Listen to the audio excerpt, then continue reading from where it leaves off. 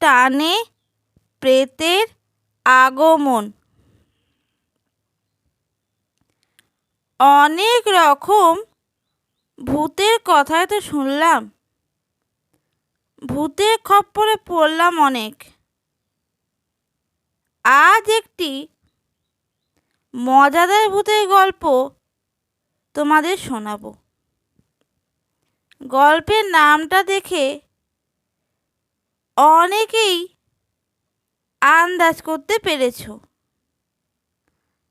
তাহলে শুরু করি আজকের গল্প। রসগোল্লা।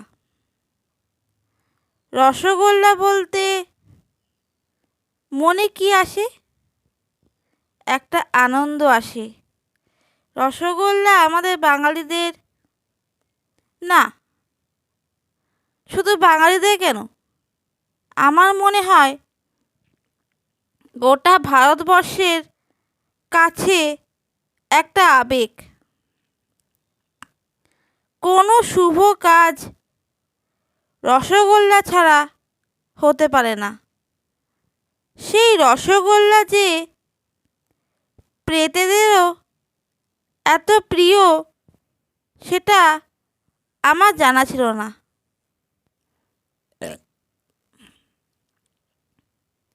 পিচু, তার নাম পঞ্চমী।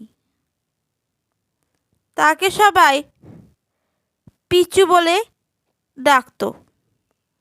সে রসগোল্লা খেতে খুব ভালোবাসত। একদিন রাতে সে লুকিয়ে লুকিয়ে রসগোল্লা খেতে গেছে। সে যেই না ফ্রিজটা খুলেছে, অমনি অসাবধানে তার হাত লেগে একটা ভারী জিনিস মাটিতে পড়ে গেছে। সে মায়ের ভয়ে দৌড়ে পালাতে গিয়ে সিঁড়ি থেকে পড়ে মারা গেছে। তারপর 13টা দিন কেটে গেছে। আজ তার শ্রাদ্ধ, কিন্তু তার মধ্যে রসগোল্লা খাওয়ার ইচ্ছে তো আছে।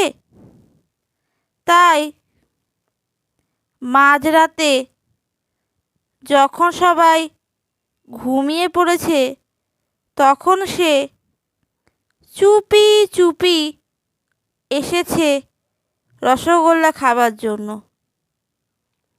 সে যেই ফ্রিজটা খুলেছে, অমনি তার মা তাকে দেখে চিৎকার করে অজ্ঞান হয়ে গেছে। ব্যাস, পিচু আর রসগোল্লা খাওয়া হলো না। সে সারা মরণ রসগোল্লাহীন হয়ে রইল।